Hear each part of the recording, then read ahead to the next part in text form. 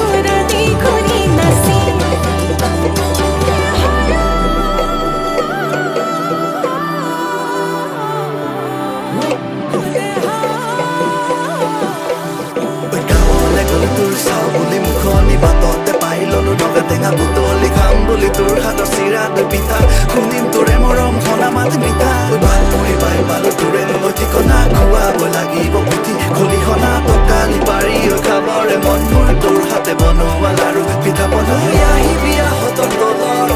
ৰৈ থাকিম গধূলি পৰত লাজে গৈ পিন্ধাবি বিহু এখনি ৰাখি মোৰ বৰ তৈয়া দৰত মইনা